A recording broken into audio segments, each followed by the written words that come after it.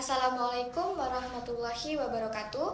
Perkenalkan, saya Nasa Oktalia Dwi Syahfitri dengan NIM 06101282530023. Pada kesempatan kali ini, saya akan mempresentasikan esai saya yang berjudul Tren Bahasa Generasi Z di Media Sosial dan Dampaknya Terhadap Bahasa Indonesia.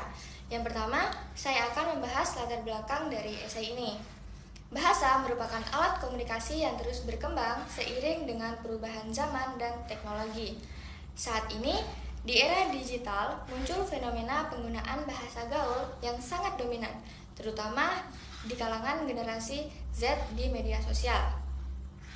Bahasa gaul ini biasanya berupa singkatan, istilah santai, atau bahkan campuran dengan bahasa Inggris, seperti contohnya FOMO, LOL, dan too much. Penggunaan bahasa ini memang mempermudah komunikasi, tetapi di sisi lain juga dapat memengaruhi kemampuan berbahasa Indonesia yang baik dan benar.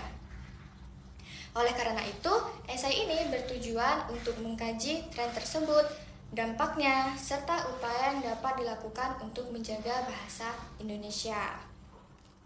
Selanjutnya, berdasarkan hasil penelitian, sekitar 70% remaja lebih sering menggunakan bahasa gaul di media sosial karena dianggap lebih santai dan mudah dipahami. Selain itu, sekitar 25% menggunakan bahasa campuran atau kode switching. Media sosial seperti Instagram, TikTok, dan X menjadi tempat utama berkembangnya tren bahasa ini. Sementara itu, penggunaan bahasa formal hanya sekitar 10% yang menunjukkan adanya penurunan penggunaan bahasa Indonesia baku di dalam komunikasi sehari-hari. Penggunaan bahasa gaul ini memiliki dua sisi, yaitu dampak positif dan juga dampak negatif. Dampak positifnya, bahasa gaul dapat meningkatkan kreativitas menjadi identitas kelompok, juga mempermudah interaksi sosial antar remaja.